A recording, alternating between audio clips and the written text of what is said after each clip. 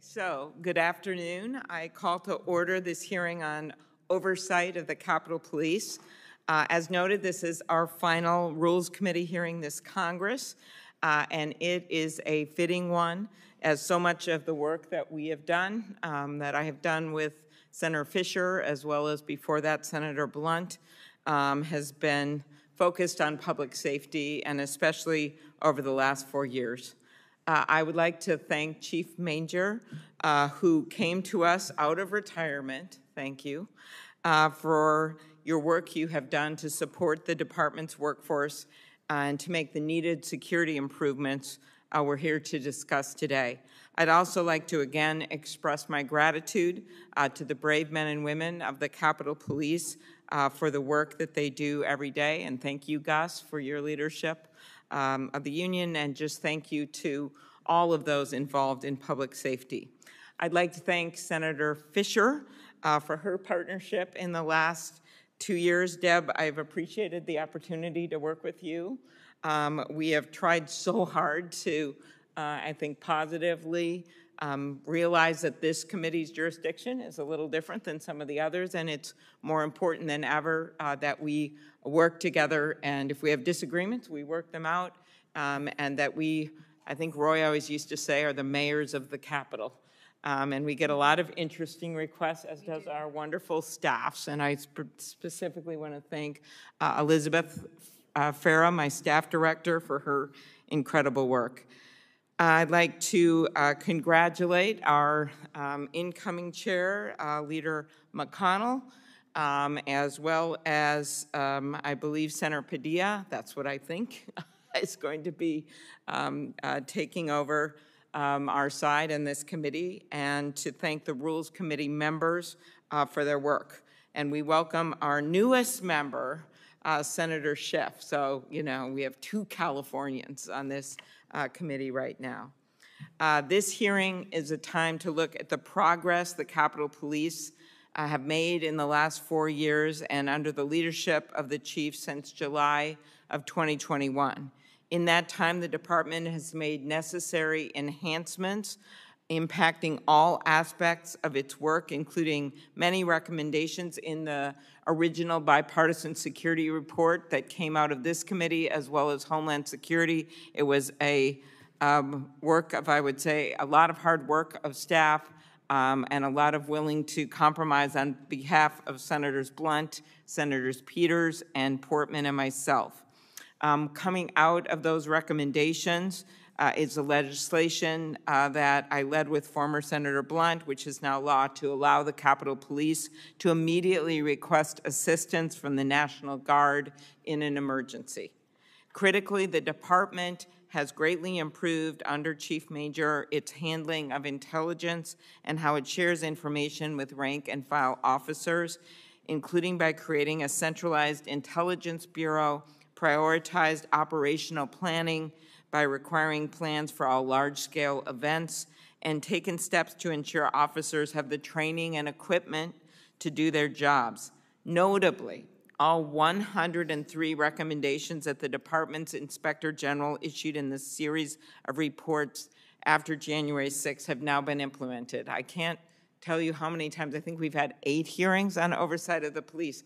We have gone through the 103 recommendations and gone through the numbers, and I truly appreciate the public transparency and accountability. We also had with Congressman Sells the first joint oversight hearing since 1945 of the security in the Capitol, and so we're really pleased with that as well, and your responsiveness, as well as the Sergeant-at-Arms, Sergeant-at-Arms Gibson. Here are some other examples of what this progress has looked like over the past 4 years. We know we have challenges, but I do think it's important to acknowledge the progress. The department now has an additional 360 sworn officers on duty from 1842 to 2,202. There has been a 60% increase in the number of threat assessment agents. 4 years ago, the department did not maintain a dedicated civil disturbance unit program, and today it has 6 platoons totaling more than 225 officers. And while only 25% of officers had access to riot gear on January 6th, something we will never forget, locked on a bus, now every officer has this equipment. None of this would be possible without the officers who stand in defense of the Capitol every day and who have risen to the occasion as various threats have confronted members of Congress at the Capitol and beyond. In recent years, these men and women have worked significant overtime, had vacations canceled, family events canceled, while the department worked to add more officers. We thank them deeply for their service. I commend the Chief's commitment to ensure the department has the personnel it needs, including offering hazard pay, retention bonuses, and tuition support, and for exceeding the goal of hiring 280 additional officers this year. That was the goal, but instead hired 315 officers. And thank you again, Gus, for being such a strong advocate for the officers. I know there are always disagreements. We're well aware, but at the same time, you have also been an advocate for hiring and for the benefits for the officers. We owe it to these officers to show them that they have our full support. This includes continued funding for the Howard Liebengood Center for Wellness, and I would like to recognize the dedication of Dr. Serena Liebengood, the widow of Officer Howard Liebengood, or Howie, as he was known by so many of you, the 15-year veteran of the department who tragically died in the days after January 6th and for whom the center is named. Since its founding, the center has started a chaplain program, created 24/7 support resources, and trained over 50 officers as peer support specialists.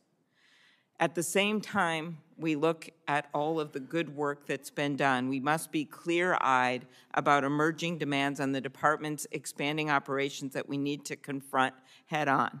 In addition to the security challenges we have seen here at the Capitol, there has been a disturbing and unprecedented rise in threats targeting members of Congress from both parties, and the ongoing volume and severity of those threats has posed new challenges for the Capitol Police and local police departments across the country.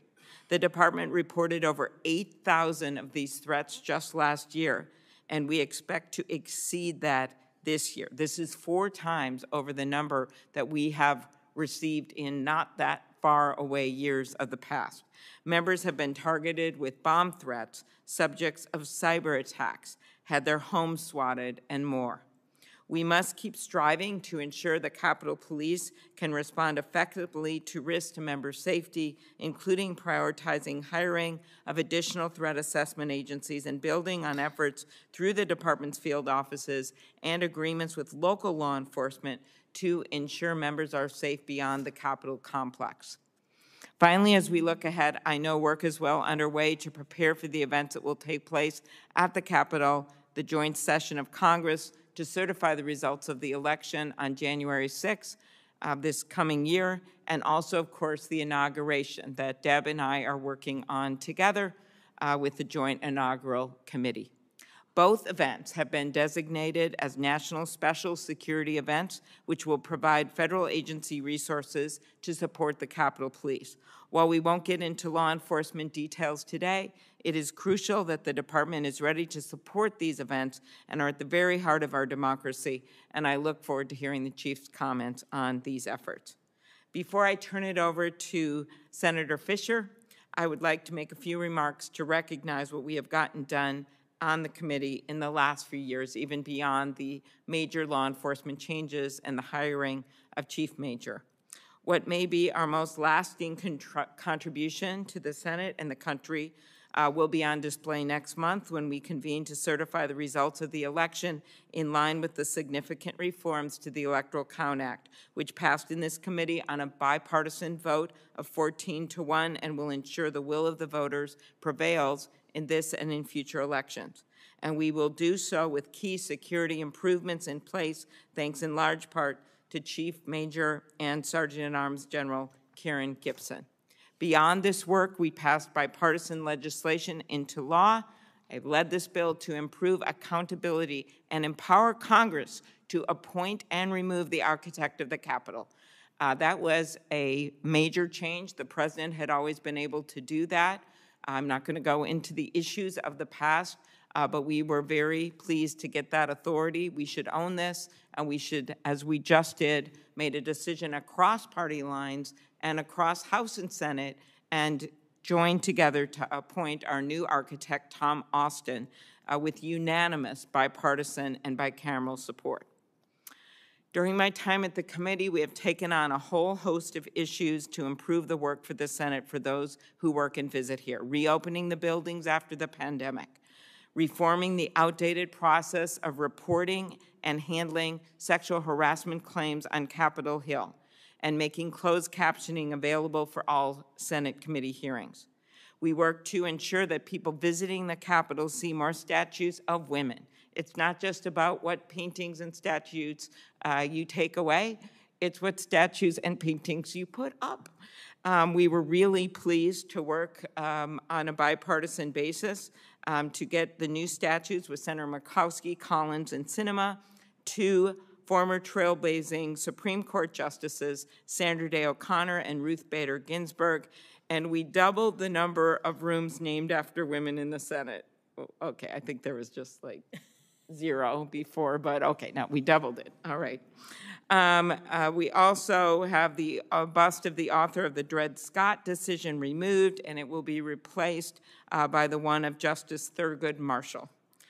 When our restaurant workers unionized, we made sure that they had a fair contract, and Senator Blunt and I worked together to negotiate that. We also updated the rules, one of my favorite fun things that we did, to ensure that babies can come on the Senate floor. When I promised Senator Duckworth I would get it done, and she kept, by surprise, getting more and more pregnant and asking me what was happening. And that was a proud day when she brought that little baby, Miley Pearl, all 6 pounds of her, onto the floor, wheeling her in on her wheelchair, change finally on the Senate floor. And of course, we have not lost sight of the fact that we must protect our free and fair elections so that people can make their voices heard in our democracy. This is a commitment that we must carry forward on this committee. I'm grateful to my colleagues on both sides of the aisle who I've worked with to get this done. I especially want to thank Senator Fisher and her great staff, and look forward to working with them in whatever capacity in their new jobs. And I want to thank her very much for her leadership as well. Thank you, Deb. Thank you. Thank you, Chair Klobuchar, for holding this hearing with the United States Capitol Police, particularly as we reach a time of multiple high-profile events taking place on our Capitol campus.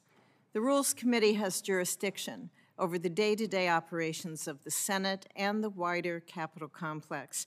One of our most important duties is working with the Capitol Police to support their efforts to keep our community safe for our members, our staff, and our visitors. We owe a debt of gratitude to the dedicated officers who have sworn to protect us, and I am thankful to Chief Manger for his leadership. The Capitol Police's duties are broad, from patrolling the Capitol complex to providing security details to members as they travel across their districts and the country.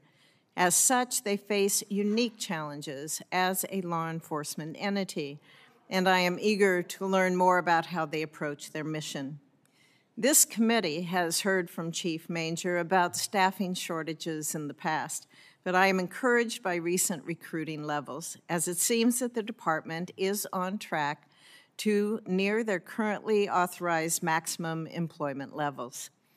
As the Capitol Police progresses beyond its staffing shortages concerns, it will be important to address other issues that are facing the department. I hope to see a focus on developing clear communications with the congressional community, especially as the department looks to utilize new technologies to keep our community safe. We continue to see ever-rising threats against elected officials, their staff, including recent abhorrent bomb threats against cabinet members and nominees. I encourage the Capitol Police to continue its relationship-building efforts with state and local law enforcement and to support collaborative efforts that keep people safe in their home districts, as well as here in Congress. As we approach the start of the 119th Congress, the Electoral College vote count, and the presidential inauguration, it is imperative that the Capitol Police balance individuals' First Amendment right to free speech with keeping the Capitol complex safe so that members of Congress can fulfill their constitutional duties. It is more important than ever that the Capitol Police remain a dynamic force, able to adapt to new and emerging threats, as well as persistent difficulties. Chief Manger, I look forward to hearing more about how you and your agency plan to meet the needs of this community as we move into the beginning of a new Congress. Finally, today, this will be my last hearing as Rules Committee ranking member. I'm grateful for Senator Klobuchar's partnership and friendship. I've enjoyed working these past few years to make this institution a better, safer place for all of our members to do the people's business. But I am especially thankful for my staff, without whom none of our work would have been possible. Jackie, Nicole, Allison, Sophie, Casey, and Chris, thank you for your professionalism and your tireless work. In the months and years to come, I look forward to continuing our work to safeguard this institution that we all hold so dear. Thank you, Madam Chair. Thank you, Senator Fisher. Okay, any other comments before we go with the chief? Okay. Something real quick. Yeah. I just would like the opportunity to say thank you to both of you. I mean, the way that you have chosen to lead this committee has been a model for how you do things, how you tackle really hard things in a bipartisan way. And so thank you for the way you've led, for your team, who we know does the hard work. Thank you for making sure that we could have a successful tenure here in this Congress on the Rules Committee. And I would be remiss if I didn't say, Chief Manger, thank you for what you do and the men and women who serve in the Capitol Police. Not only safeguarding our Capitol complex and making sure that the people who work here and visit here can do so safely, you all leave the safety of your home every single day so that we can return to ours. And you ensure that this is a place where work can get done for the American people. But the men and women who serve don't just serve as an institution and pillars of safety. They have become our friends and our family as we walk the halls and we come in and I see Officer Burke coming in out of the garage or whatnot. Or this week, they've been giving me a really hard time about Alabama not making the college football playoffs. So some sparring has been going on as well. But just know that we stand with you and we are so grateful for what you do and anything that we can do to help you elevate your game or the men and women who serve under you, count us in. Thank you. Thanks, Senator. Senator Padilla. Yes, thank you, Madam Chair. I, too, want to take a moment to reflect on the hard work that the committee has done and all that the committee has accomplished under your leadership. I recall, it seems like so long ago, but in 2022, when we passed the Electoral Count Reform Act, which you referenced earlier, truly landmark legislation that modernized and secured Congress's process for counting the votes for president. We worked together to also introduce the Freedom to Vote Act with all of our colleagues on this side of the aisle, which seeks to make our elections not just safe and secure, but as inclusive as possible as well. As we're doing today, we've conducted oversight of the Capitol Police, but not just the Capitol Police, the Smithsonian, the architect of the Capitol, and more. And that doesn't even begin to describe the work that you do behind the scenes to help keep the buildings functioning and the many employees that work at the Capitol running so that Congress can do the people's business. So I can go on and on. Just wanted to take a moment to thank you, Senator Klobuchar, for your tireless efforts and leadership of the committee. And as we look ahead at the work that we still have yet to do, I'm just grateful to have you for an example of how to get it done. Oh, well, thank you. Thank you, Senator Padilla. And I was thinking of all those times. I'm looking at, your colleague from California is too new, but two of our best attenders, besides Senator Merkley, were you and Senator Welch. And needless to say, Senator Fisher and I need people here, and we have got many committees going on at the same time. So I've truly appreciated not just the support and the votes, and we're on a committee, the only committee that Senator Schumer and Senator McConnell are on, which always makes it interesting. But you have really been a great leader on this, and I'm looking forward to handing over the reins on our side to you. So thank you. Senator Welch. No, thank you. It's been a pleasure to be on this committee, one of 5 that I'm on with Senator Klobuchar. She's watching me. And Senator Fisher, it's really been wonderful to see the way the two of you work. Actually, that's been so pleasing to me. And we've had a recitation of things that have gotten done, and they're really important, obviously. The Electoral Reform Act, and also the oversight of these magnificent institutions. I'd like to see this committee get jurisdiction for just about everything, the way our two leaders work.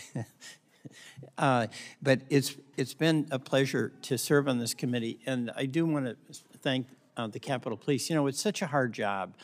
We lost officers. We had injured officers. What happened 4 years ago, and the challenge that I see every day for officers who have to be totally vigilant to protect us, keep us safe. At the same time, have to be always polite and courteous to the public who is coming in, oftentimes under a fair amount of stress, and the capacity for self-control and discipline that I see every day among the Capitol Police is really, it's quite admirable. And I know how much that means to you, Senator Klobuchar and Senator Fisher. When she talks to us, Amy and I have had several discussions about the Capitol Police, but that is literally top of mind in her concerns. So it's really quite a thrill to be sitting in this chair and seeing public servants who work hard and have to endure a lot of difficult challenges and do it well and consistently. So thank you. And Madam Chair and Vice Chair, thank you very much for your work. All right. Well, thank you. Thank you, Senator Welch, for being such a great mentee and getting on all 5 committees so that we have this sudden huge power and no one schedules both of our committees at once anymore because we're like, it's not 1, it's 2 votes. So with that, we turn it over to you, Chief Manger. Thank you for your leadership. I want to thank you, Chairman Klobuchar, Ranking Member Fisher, for your leadership. I practiced my remarks about 5 times today, and I was always kind of right at the edge of my time, but I'm going to completely go off script. I thank you for your leadership, and I want to also, we have accomplished a lot, and we're going to talk about that here this afternoon. There's still more work to be done. We're going to talk about that.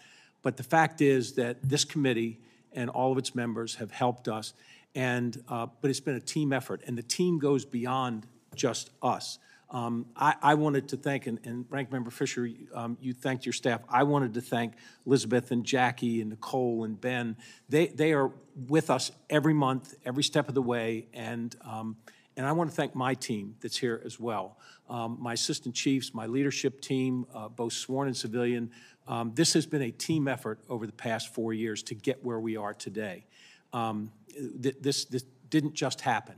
And I appreciate the fact that Gus is here. Gus has been, he wanted many of the same things that I wanted in terms of improvements for the department.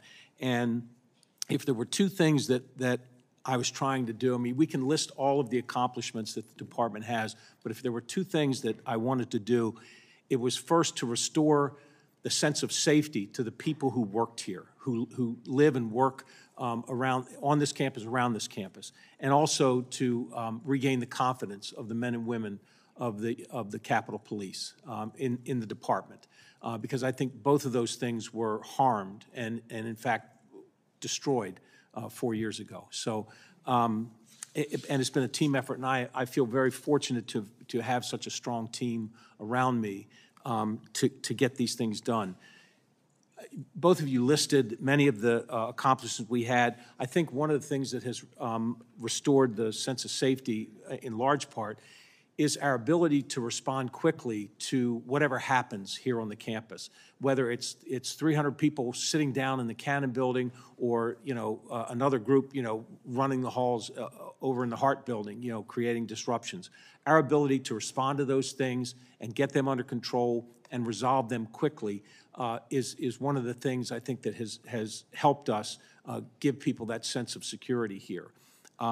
We have had large events that we've had to prepare for and plan for. I think the visit from the Prime Minister of Israel was a really good test for us, where you had thousands of protesters who were just as angry as any group of protesters that I've seen in my nearly 4 years here.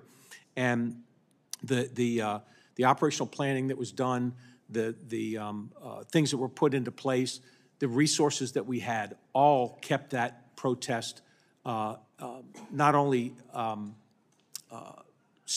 kept the people on campus safe, but it kept the folks that attempted to break the law, that did break the law, it kept them from being able to disrupt anything that was going on in this campus. So that I think was not only was that a good test for us, but it demonstrated really the template that we are using from, that we have been using and that we will use going forward to deal with large demonstrations that we anticipate could have problems associated with them. We've talked about so many of the things that went wrong 4 years ago, and we do have a world-class intelligence bureau now. We do have a civil disturbance unit that can handle any disruptions, any disorderly crowds, and do it safely and effectively. Our wellness center, we've got folks in our wellness center that trauma-informed counselors who can deal with officers who've been through really difficult situations. And then we've got all the wellness and other specialists who can provide just about an exhaustive list of resources to our men and women.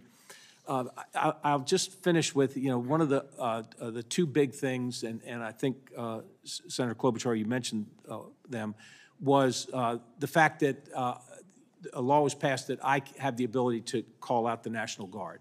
And that has been a great help for us.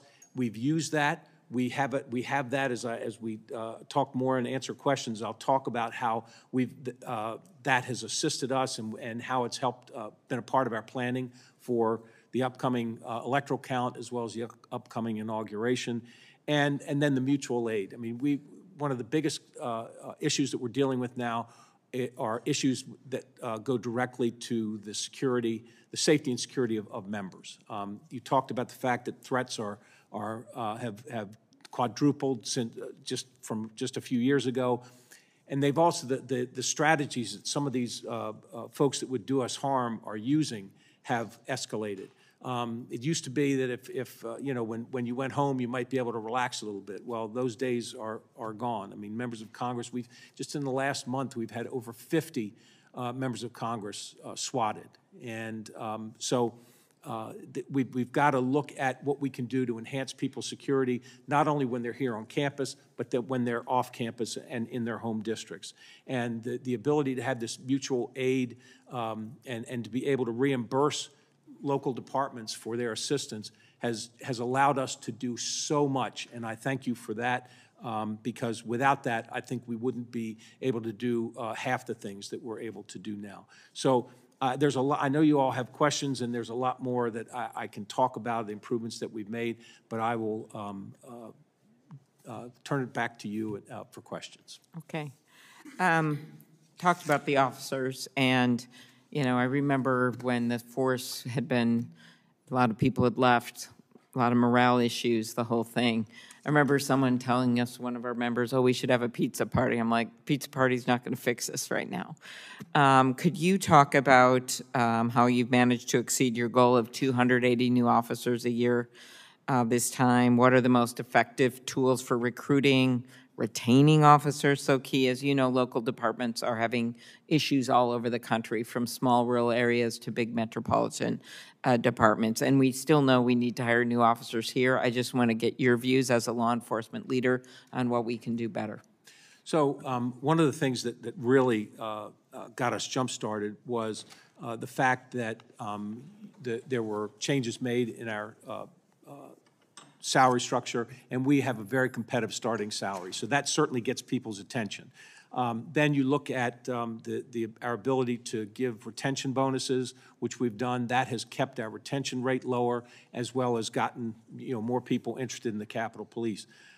We have other benefits like the student loan repayment program, but I think what really gets people's attention and gets people here and wants them to stay here is the fact that we've got so many opportunities here. To be able to look at career advancement through promotions, to be able to say, well, I want to be a canine officer, I want to be a motor officer, I want to be a dignitary protection agent. There are so many different opportunities within the department for folks that I think that's a great attraction to bring people here, and we've been very successful in being able to get folks here and keep them here. Right. So I know the department has taken significant steps to address the equipment shortage, also maintenance of equipment. I think our report found that 75% of the officers on January 6th defended the Capitol in their regular uniforms. They couldn't access riot shields. Some of them were locked on a bus. Obviously, we were not in charge back then. Can you talk about, or can you confirm that the department is fully equipped with the equipment that they need now for any kind of large-scale threats or demonstrations? Yes, I can confirm that. We are. Officers are equipped with state-of-the-art equipment for civil disturbance. And it's great to have the equipment. It's great to have officers that are willing to do it.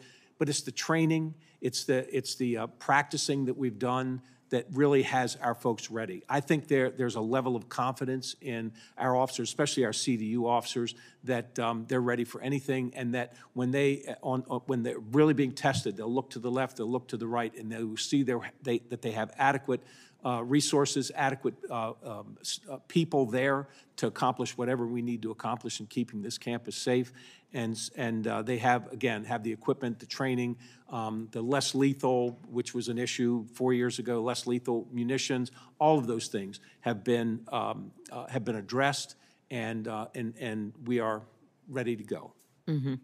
And could you talk about the key ways the department has improved the sharing of information with officers on the front lines?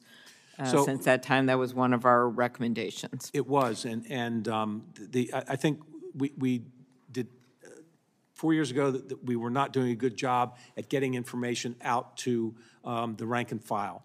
One of the first things that was done was that everybody got a phone, and so we pushed this information out every day. So all the updated intelligence information, we put out briefing sheets every day. We have intelligence briefings every day, and that information is getting out. We also, Chief Gallagher and I just did roll calls for just about every officer in the department. We went to different roll calls to give a briefing about what we've got planned for January 6th and for the inauguration. Chief Gallagher is going to do another round of interviews or another round of briefings at all the roll calls, I think next week. So we want to make sure that everybody has confidence in our plan and everybody knows what the plan is. Very good. Just quickly, my last question, turning to member security. I know you rely on partnerships with local law enforcement. Your testimony mentions the department's new Protective Intelligence Operations Center to enhance the department's ability to respond to threats. How do you expect the center to improve the investigation of threats when, as we know, so many of them are made away from the mothership of the Capitol? So I just want to say for the record that our Protective Intelligence Operations Center, or the PIOC, is a work in progress. We've stood it up. It's doing a great job in terms of coordinating everything to making sure that when we get these threats that come in, that it gets the proper attention and the proper coordination with all of the department's resources. We want to make sure that we're working hand in hand with the Sergeant at Arms, and so that we have, when you get 8,000 threats a year, you've got to triage them and determine which are the ones that require immediate attention and which, might not be as urgent. And so the PIOC helps us do all of that. Very good. Thank you. Senator Fisher. Thank you, Senator Klobuchar. Chief, just to follow up here on Chairman Klobuchar's question to you about the Protective Intelligence Operations Center. When we're looking at how members receive verified information of possible threats out there or actions that are taking place, I think it's really important to come from you, not from the media. Do we have a written policy on that, on how the communication goes out? I know we get alerts quite often on our text and on our email, but do we have a written policy on that? We do. With our social media, where we put information out, when our public information office puts information out, I mean, we do have a policy about that, and there's always a balance in terms of what information that we want to put out. You don't want to harm an investigation, but at the same time, I think the public wants to know, especially if there's something that in and around this campus that might be a danger to other people. We want to make sure that we get information out. So there's a balance there that we try and. Is there an approval process that you have to follow on just how and when those alerts go out, and if so, how long does that take? Is that part of a written policy? For most of the alerts come out from the command center, okay. And that we try and be consistent to make sure that and again, this is the balance. We want to get information out quick, but we want it to be accurate. And you ask any police officer, and they'll tell you that the first information you ever get in a crisis is always not quite accurate. It's got a little something wrong with it. So we're trying to get that balance where we get the information out quickly, but make sure it's accurate as well. Okay. And in your opening statement, you referenced mutual aid and being able to work with local law enforcement and state law enforcement. Do you think those relationships are sufficient to meet additional protective needs? And do you anticipate any increase in mutual aid funding? I do. Now, I think the first allotment of funding was pretty significant, and I think we're still able to do what we need to do. But this is going to be, I think, for the foreseeable future, we're going to need the help of these local law enforcement agencies in people's home districts, and we're using them not only in relationship to protection duties, but we're also, when any member is having a town hall meeting and they expect to have some protesters there or whatever, our ability to contact that jurisdiction and say, can you have a couple of officers stand by during this town hall meeting, and by the way, we'll reimburse you for their time, because typically many jurisdictions will say, well, we really don't have the staffing to do it, but if they can pull somebody in off duty, if they can pay somebody overtime to assist us with that, it's a win-win.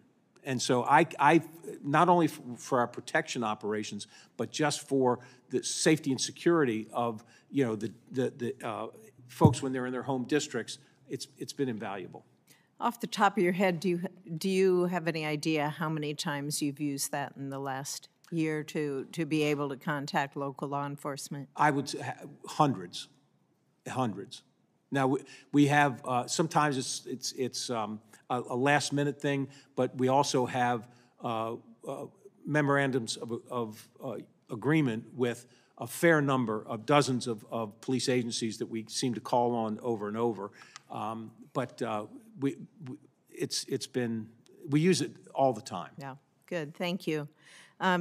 Few questions on training for the officers. Are training requirements in place so that officers know how to respond to specific types of emergencies? Yes, yes. I mean, that's part of the basic training that they get at not only at the FLETC Training Academy down in Georgia, but we have our own academy in Cheltenham.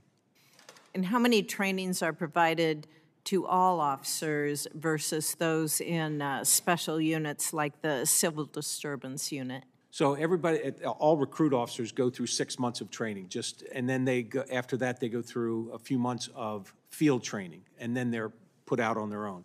But every officer has to go through a certain amount of in-service training every year, whether it's firearms, whether it's, and typically we'll do something different each year, but have just retraining on critical issues. But officers have to go through about a week's worth of in-service training each year. Is that pretty standard with other law Yes. enforcement across the country? Thank you. Very good. Senator Padilla is next, but I think Senator Warner is just not going to ask questions, but say something briefly. Well, thank you, Madam Chairman, and my thanks to Senator Padilla and Senator Schiff. I'm in the middle of an intel committee, and I'm chairing it, so you never get me off the remaining days with the gavel. But I wanted to come over and thank both the chair and the ranking member for their leadership on the Rules Committee. It's been bipartisan. I want to particularly thank my friend Amy Klobuchar for the work she did in the aftermath of January 6th, when working with a bipartisan group of us, we came up with the Electoral Count Act that is now law of the land, that tried to make sure on a procedural basis there was no ambiguity. I appreciate the fact that she helped select the new chief. I appreciate the fact that you worked with your colleague, our friend Roy Blunt, on, through his GAC, making processes better, trying to see where there were mistakes made on January 6th. I'm grateful for that. I'm grateful for what you both did in terms of getting the Capitol reopened post-COVID. It seems like forever ago, but it was candidly not that forever ago, and how we deal with the public's need to get in and see us, but also to keep not only us, but our staff safe. And I also just, this is not a committee that always gets a lot of attention, but for so many of the ways that the members and their staffs operate, Senator Klobuchar, you've always been an advocate for making sure that folks are treated fairly, and that we try to, in a challenging circumstance, do our jobs better, but also do our jobs safer. So I'm grateful for that, and I will not impugn on my jumping line, other than to leave as a parting thought. If I was going to ask a question, he's not going to answer. It would just be, and Chief Manger and I went through hell and back with the sniper back 20 plus years ago when he was in Fairfax and I was the governor. But I'm still astonished that more folks' heads aren't exploding around Salt Typhoon, where the Chinese are into our telecom networks on a cyber attack, and candidly have the ability to listen to every one of us on a real-time basis. And my hope is, Chief, and I'll get another time that you can get me the answer, is just how do we make sure our cyber protections are better? And I can assure you, they have gone after not just members, they've gone after staff. Yep. And this is an ongoing problem, as I've said repeatedly. The barn door is still open, and how we do a better job protecting, and how we particularly recognize that all of us up here, regardless of the role we play, are targeted by our adversaries, is critically important. So I look forward to hearing more about what the Capitol Police in particular are doing on cyber. And again, my thanks to my great two California colleagues for first and last time I'll ever jump line on you, Adam. Okay. I didn't believe that. Very good. We'll make sure he answers on cyber later, but thank you, Senator Warner. Senator Padilla.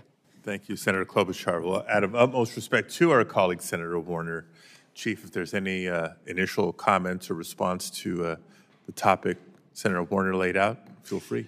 Yeah, I think I think we all need to be concerned about the cyber threats, and we do work, the Capitol Police works very closely with the Senate Sergeant of Arms on those kinds of cyber threats. Our Intelligence Bureau has one of our agents is assigned to an FBI task force, a cybersecurity task force, so they're able to not only take the lead on some of those investigations, but they have the resources of the entire FBI with it being on that task force. So that's been very helpful for us. I think the other issue really is how artificial intelligence, it can be a great help, and it can also increase threat activity, and we're seeing both of those things. I mean, we provide information on a pretty regular basis to our oversight committees about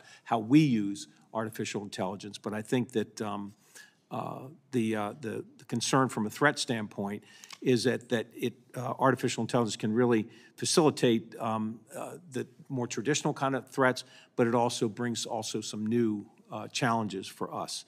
And just having bad actors, the ability to more easily generate and disseminate propaganda, oftentimes using it to get their followers all geared up, you know, for on some issue. It is a real concern for us, and it's something that I think all of law enforcement is really struggling with at times, because as quickly as we sort of get up to speed on one challenge, then there's something brand new. And and I think that this committee and members of Congress in general certainly are aware of how disinformation can harm, and especially with the people's ability to use a member's likeness, that disinformation can be used really maliciously, and that's a huge problem for all of us. As technology continues to evolve, I think this conversation will continue to evolve. So we'll put a pin in that and say it's to be continued. Now I want to preface my next question with a little bit of context. My career started in local government. I've served in state government, and now I'm here at the federal government. So while I appreciate the uniqueness of the mission for U.S. Capitol Police, right? This is our nation's capital, and all that you do, not just to keep members safe, staff safe, visitors safe, because this is the people's capital after all.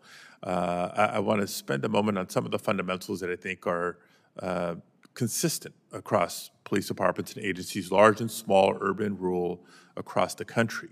We can engage in conversations about use of force or patrolling issues, investigation and technology issues, information sharing, and community-based policing initiatives, and beyond. None of that is possible without a strong, reliable police force. And so from my early days, I knew the importance of recruitment, retention, and morale of the rank and file. You've described in your testimony, your written testimony, the difficulties with recruitment, retention, morale during the COVID-19 pandemic, and certainly the unique challenges posed by January 6th of a few years ago. You spoke earlier briefly about some of the improvements on the recruitment side, given salary levels, changes to benefits, et cetera. Can you speak for a minute on the retention side, what's working, what's not working, how we doing, and on the morale side, what's working, what's not working, how we doing? I've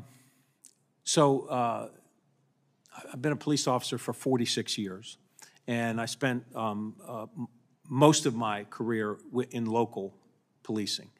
And I will tell you about morale. Morale is in the eye of the beholder. If a chief sits in front of you and tells you morale's just fine, well, there's some officers there the morale's great. There's some that the morale is not so good. And then you've got the 80% in the middle that on any given day it could be good or bad. I think what we need to do is make sure we're treating our officers fairly, that when we recruit, we're recruiting the right people for this job. I think if you look back, and I started policing in the 70s, and there were, I don't know what the characteristics they were looking for in a good police officer back then. But I will tell you, we do a 1,000 times better today at selecting the right people for the job, and investing in their training throughout their career, not just in the academy, but throughout their career, and then holding everybody accountable, from me down to the last newest recruit. Everybody's going to be held accountable to do their job the way it's supposed to be done. And if you're fair and you're consistent and you show, and people and officers believe they are appreciated in what they do, that's about the best you can do in terms of morale. We had the officers in this agency lost confidence in the department and in the department's leadership 4 years ago, and I completely understand that.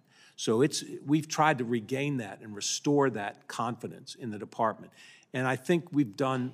I think it's better, and I won't speak for 2,000 of my cops, but I will tell you that I don't pass a police officer without talking to them, and most will acknowledge that things are much better than they were, and so we just got to keep going with that. And the other thing, I'll finish with this. At local government, that you're a local police department, if they feel like the elected officials appreciate what they do and the public appreciates what they do, it's good for their outlook. And one of the things about this, my third police department, and the culture here is one where these cops know that the people who work here and are on Capitol Hill appreciate what they do.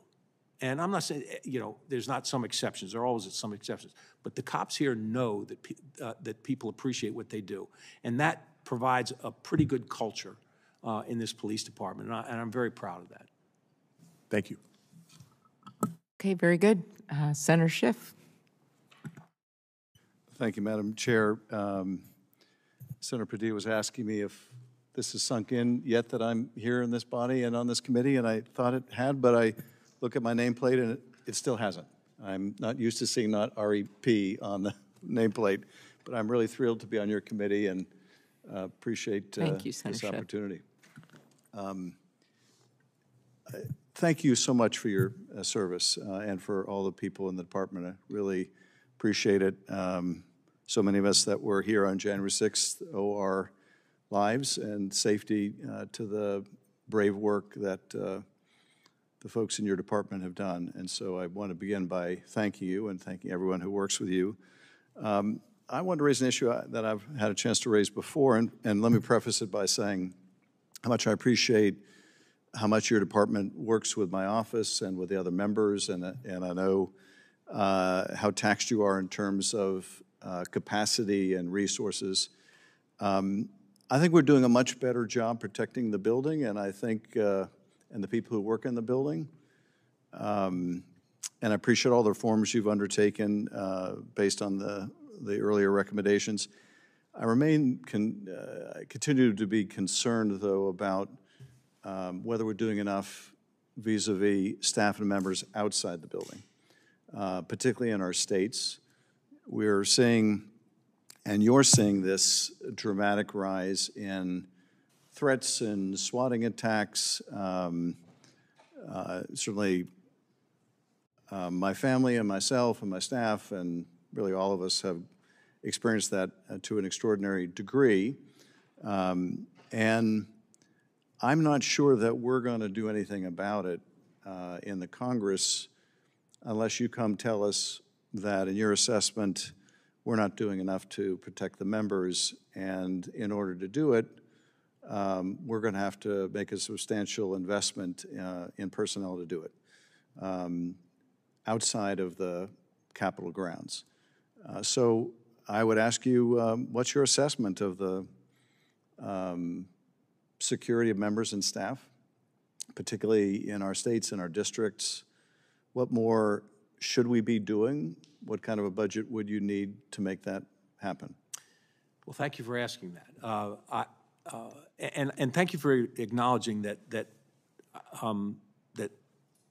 things have changed here on the campus. And that was the number one priority when I took over, is that we had to restore people's sense of safety. We had to get things under control here.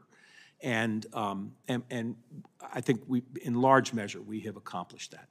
We still need to pay attention to it, but we're in a good place. Who knew that threats would go through the roof, the number of threats? Who knew that the tactics that folks that want to disrupt the lives and disrupt the work of members of Congress would do, would result in people, having, 50 people swatted in the last month, had people disturbed in the middle of the night in their homes because there's people out banging on pots and pans, and just the heightened threat level in this country has not gone down.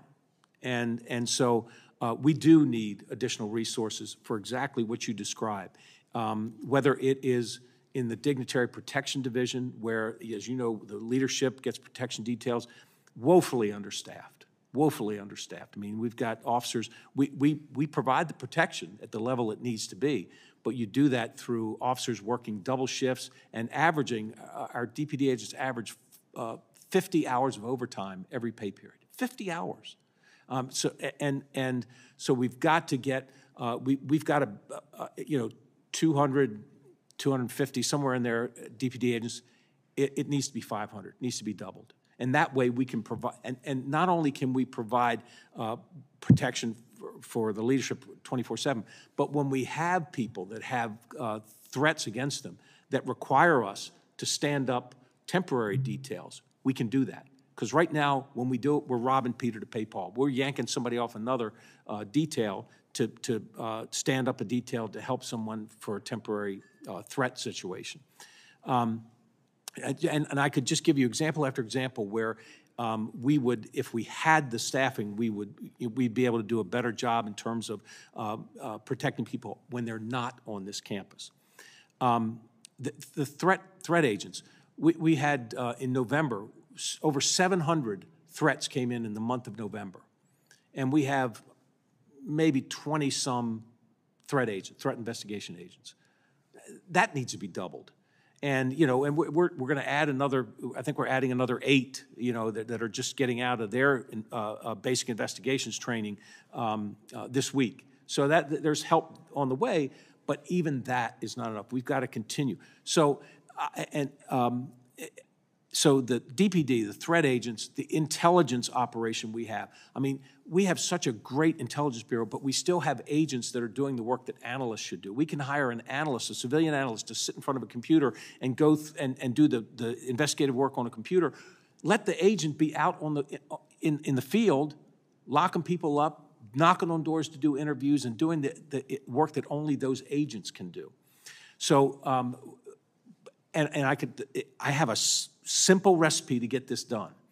We've gotten to where we are today by having 12 recruit classes, one a month, and of 25 officers, that 288 number. And let's continue that through the next calendar year and maybe the next calendar year after that.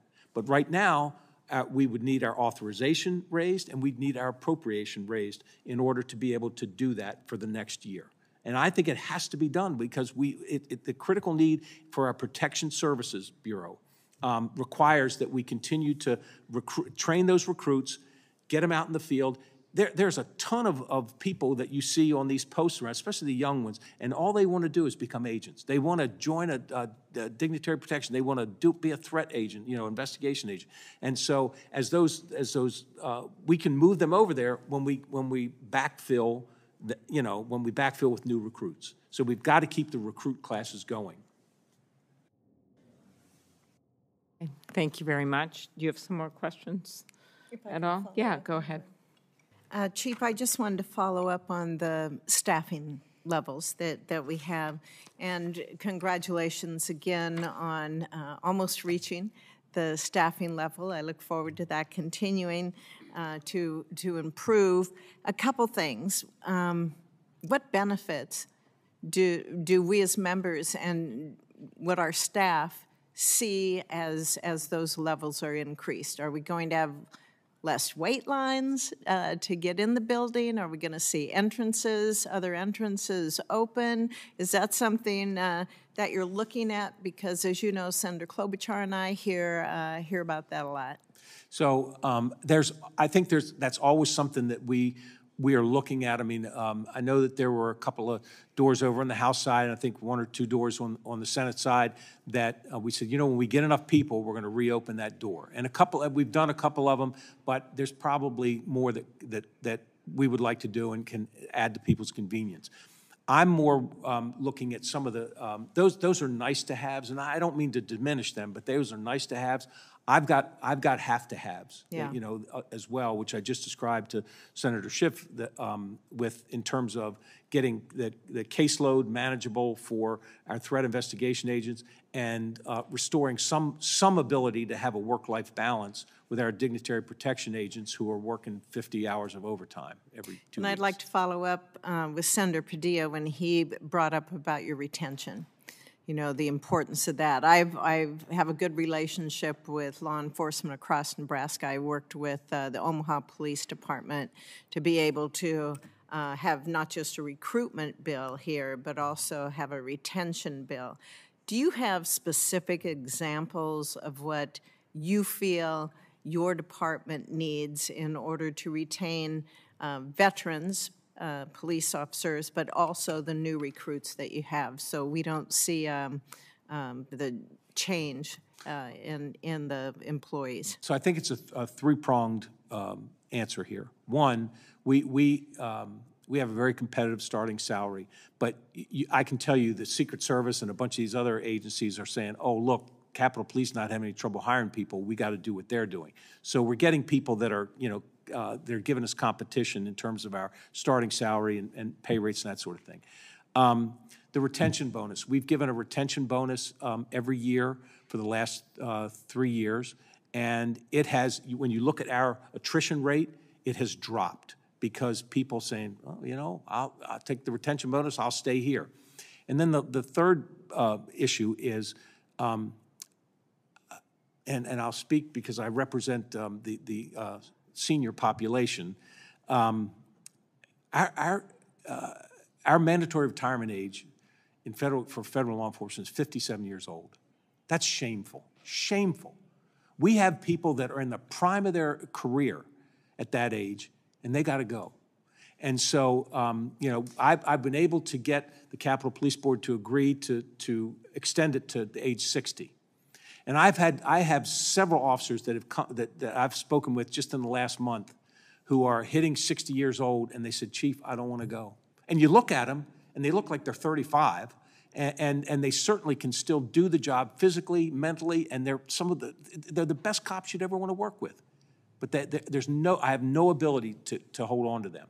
Now, the Secret Service had a legislative tweak that just impacts the Secret Service, where they have the option of keeping people to their 65. Okay, let's just add one phrase in there, Secret Service and U.S. Capitol Police.